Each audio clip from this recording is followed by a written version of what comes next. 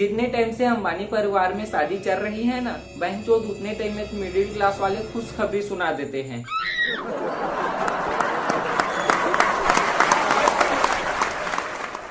और ऊपर से बहनचोद दे रिचार्ज। लौड़ा अब ना लोग सोच समझ कर ही मोहब्बत करेंगे, क्योंकि रिचार्ज इतना महंगा हो गया है।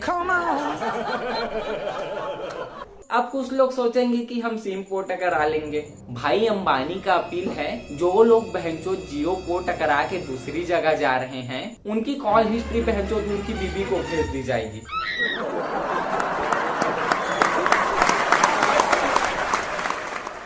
वैसे तो मेरी बीवी चली गई। अच्छा, मैं आपको अपने वाइफ के बारे में बताता हूँ। मैं ना पहले अभी हूँ उससे ज्यादा मोटा था। बहनचोद मैं अक्सर सोचता रहता था कि ऐसा क्या खाऊं जिससे मैं पतला हो जाऊं, लेकिन लौड़ा सोचता खाने के ही बारे में था। और ऊपर से ये जिंदगी बहनचोद मेरे मजे लेने में भी कसर नहीं छोड़ी। मुझे 36 का जींस टाइट होता था, 38 का जींस ढीला होता था और बहनचोद 37 का जींस मिलता नहीं था। सोचता था कि मैं एक्सरसाइज करके पतला हो जाऊं, लेकिन बहनचोद मुझे तो लड़की पटानी ही नहीं थी, क्योंकि आजकल की लड़कियों के कपड़े इधर से लेस उधर से लेस, कभी स्लीव लेस कभी बैक लेस, और लौड़ा लड़का उन्हें पलट कर देख ले तो वो बन जाता है कैरेक्टर लेस। और ये लव वाली चीज तो मुझे बहुत क्रिंज लगती थी। अब यही देख लो कि बहनचोद ये कोयल सी तेरी बोली, यहाँ तक तो ठीक है, लेकिन लौड़ा सूरत है तेरी भोली, कुकू कुकू कुकू कुकू कुकू, इसमें कुकू कुकू करने वाली क्या बात है। लेकिन बहनचोद एक बार ना एक लड़की को देखा तो ये सब थिंकिंग कहाँ गया पता नहीं। बहनचोद उससे मेरी पहली नजर का पहला प्यार होने ही वाला था। फिर लौड़ा जोरदार बारिश हुई और उसकी असली शक्ल मेरे सामने आ गई। लाख लाख शुक्र है इंद्रदेव का।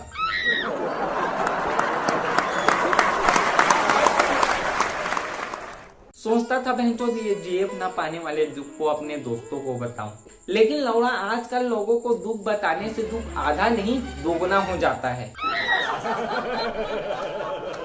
फिर बहनचोद मैंने ना ये बेजुबान पड़ी जिंदगी में रंग खोल दिया। मुझे मिल नहीं रही थी गर्लफ्रेंड बनाने के लिए कोई फलानी, इसलिए लौड़ा मैंने टमाटर का बिजनेस खोल दिया।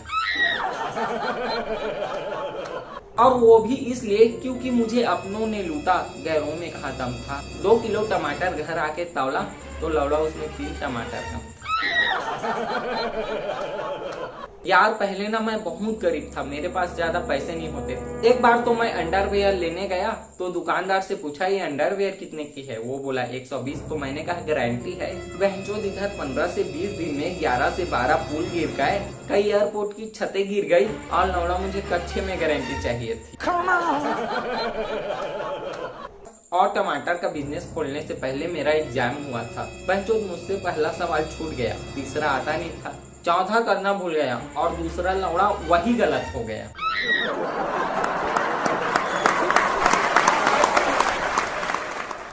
तो शायद मुझे फेल होना ही था तो धंधा पकड़ना था। और बहनचोद ऐसा नहीं था कि मेरे पास दिमाग नहीं था। अरे मैंने तो जामुन के पेड़ के नीचे गुलाब का पेड़ लगाया था ताकि दोनों मिलकर मुझे गुलाब जामुन दे सके। बचपन से दिमाग वाला हूँ, लेकिन कभी घमंड नहीं किया।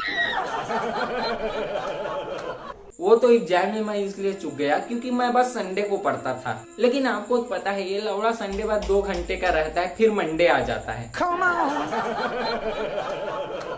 चलो ये भी संडे ठीक है, लेकिन बहनचोद बचपन का संडे तो बहुत खतरनाक होता था। मम्मी ना पूरे हफ्ते का मैल निकालने के लिए रगड़ रगड़ के भैंस की तरह नहलाती थी। मेरा ना पास होने का बहुत कम चांस था। एक बार मैंने ना अपने टीचर से व्हाट्सएप में बात की, पूछा कि सर अगर मैं पास हो गया तो कहाँ एडमिशन लूं? तो वो बोले बेटा मुंह में ले ले। मैं बोला मादरचोद, भोसड़ी के तू ले ले मेरा लैंड अपने मुंह में, साले टीचर होके ऐसी बात करता है। फिर वो बोले अरे भोसड़ी के बोल रहा था एमयू मुंबई यूनिवर्सिटी में एडमिशन ले ले। बहनचोद अब देखता हूँ कौन तुझे पास करता है।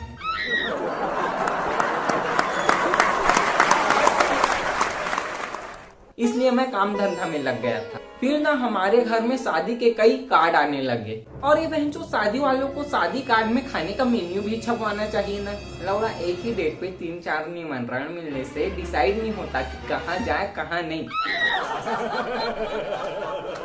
और लौड़ा एक चीज आपको बताऊं, दुनियादारी में चाहे आप कितना ही पीछे रह जाओ, पर लौड़ा शादी ब्याह में ना पंगत में वही बैठो जहाँ से पूरी सब्जी वाले एंट्री करते हैं। तो ऐसे बार बार कार्ड आने से और मेरे फेल होने से घर वाले मुझसे बोले कि बेटा शादी कर ले। तो मुझे इस बात पे आया गुस्सा। और बहनचोद आपको एक बात बता दूं कि लौड़ा ये चीज हमेशा याद रखना, घर वालों से नाराज होने से पहले ना आप खाना खा लेना। अच्छा एक चीज बताता हूँ, मेरे जैसे काले लड़के को ना बचपन से एक चीज बताई जाती है कि बहनचोद तू फिक्र मत कर, तुझे गोरी लड़की मिलेगी।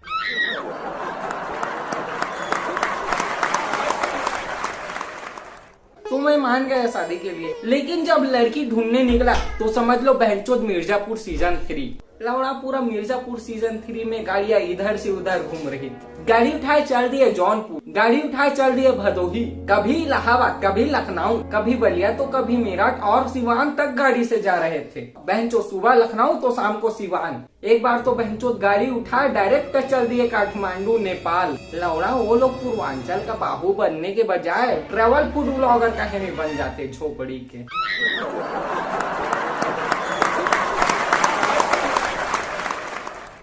तो मैं भी ऐसी लड़की के लिए भागदौड़ कर रहा था, लेकिन लड़की नहीं मिल रही। लड़की वाले बोलते थे कि हमें ऐसा लड़का चाहिए जो कुछ खाता पीता ना हो, कुछ गलत काम नहीं करता हो। बहनचोद ऐसा लड़का तो आईसीयू के इमरजेंसी वार्ड में ही मिलता है।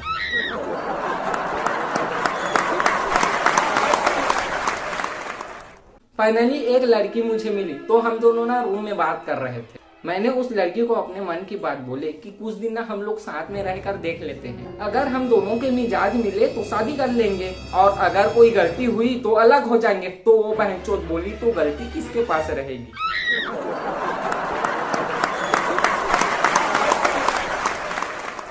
फिर सोचा बहनचोद चलो शादी कर लेते हैं, लेकिन शादी से पहले कुछ टाइम साथ रखते हैं ताकि एक दूसरे को जाने। उसने अपने बारे में बताया, मैंने अपने बारे में। बहनचोद उसके पास ना एक स्कूटी थी, और अपने एक एक्सपीरियंस से ना एक बात बताता हूँ कि बहनचोद अगर सड़क में ना ट्रक आता हुआ दिखे तो उतना ही हटे जितने की जरूरत, लेकिन बहनचोद अगर स्कूटी पर लाड़ो या पापा की परी हो तो बिना सोचे समझे खेत में भाग जाना।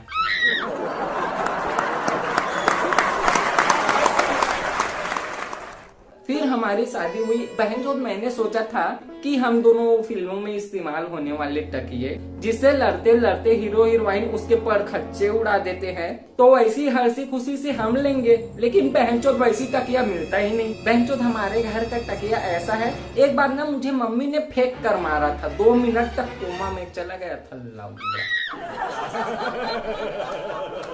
मेरी वाइफ को ना खाना बनाना नहीं आता था, लेकिन मेरी मम्मी ने बोला मुझे मेरी बहू पर पूरा भरोसा है कि वो किचन संभाल लेगी। फिर ना वो किचन में गई तो जोर से किचन से कुछ टूटने की आवाज आई। सास ने पूछा कि बहू क्या टूटा? बहू बोली माँ जी आपका भरोसा। उसे ना घूंघट ओढ़ना भी नहीं आता था। बहनचोद लड़कियों और महिलाओं को ना घूंघट और दुपट्टा ओढ़ना शोले फिल्म के ठाकुर से सीखना चाहिए। बहनचोद दोनों हाथ कटे हुए थे, फिर भी लौड़ा मजाल है चादर जरा सा भी खिसक जाए।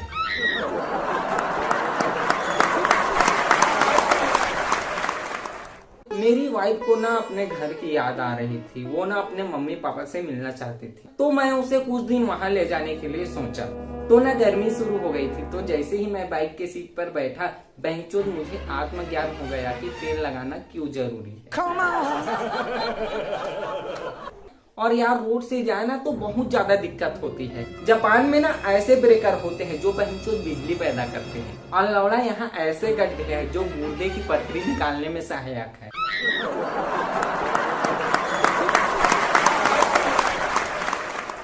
इसलिए मैं अपनी वाइफ को ट्रेन से ले गया। तो ना मैं जैसे ही ट्रेन से उतरा, एक आदमी ने मुझसे पूछा कि भैया ये कौन सा स्टेशन है? तो बहनचोद मैंने भी बोल दिया रेलवे स्टेशन है। बस लौड़ा इतनी ही बात थी, पता नहीं उसने मुझे झापड़ क्यों मारा। एक तो लौड़ा इतनी गर्मी में आया, ऊपर से लौड़ा झापड़। यार पता है किसी को गर्मी पसंद है तो किसी को सर्दी। मुझे ना गर्मी में सर्दी पसंद है और सर्दी में गर्मी। अच्छा, मुझे आपसे एक बात जाननी थी। हम लोग ना रेलवे स्टेशन से उसके घर जा रहे थे, तो रास्ते में खेत पड़ते थे, तो उसमें ना वो फिसल गई। तो बहनचोद मुझे पूछना ये था कि अगर ऐसे बीवी फिसल कर गिर गई तो अपनी हंसी कैसे रोके। फिर हम लोग वहां से आ गए। और आपको तो पता है बीवी हस्बैंड में ऐसे हल्का फुल्का नोकझोंक चलता रहता है। तो 1 साल तक तो ठीक था, फिर ना मैं उससे इरिटेट होने लगा और फिर ना मैं काम धाम में ज्यादा ध्यान नहीं देता था और ज्यादा शराब भी पीने लगा था। तो एक दिन मैंने उसे बोला कि मेरे लिए एक पैक बना, तो वो गुस्से से बोली, हाँ पीते रहो बस जिंदगी भर। तो मैंने कहा अरे तू भी मार ले एक पैक। तो वो बोली अरे मैं तुम्हारी जैसी थोड़ी हूँ। तो फिर भी मैंने उसे जबरदस्ती पीने के लिए मना लिया।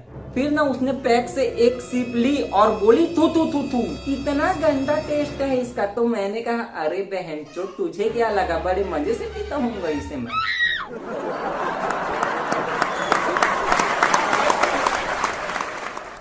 फिर ना उसने मुझ पर गुस्सा किया, तो मैंने उसके मायके वालों को कुछ बोल दिया। तो वो बोली तुम हर बात पे मेरे मायके वालों को क्यों बीच में ले आते हो, जो बोलना है सीधे मुझे बोलो। तो मैंने कहा देखो बहनचोद, अगर टीवी में कोई खराबी आती है तो टीवी को थोड़ी बोलते हैं, गाली टीवी बनाने वाले को देते हैं।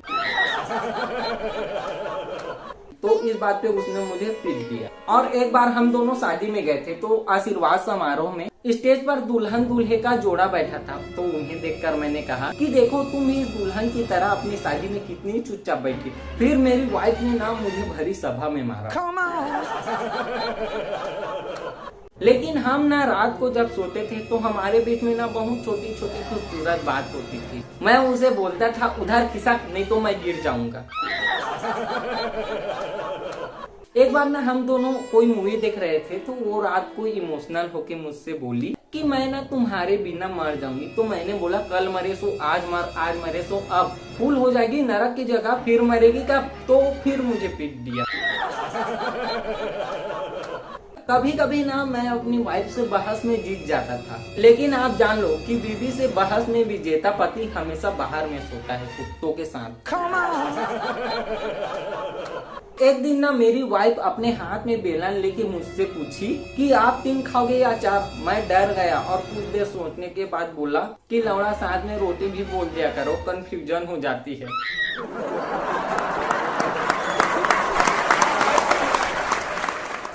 बीविया ना अपने पति को हमेशा ऐसी डरा धमका के रखती है और अपनी सहेली से बोलती है कि अगर उन्हें पता चला तो वो मुझे कच्चा खा जाएंगे।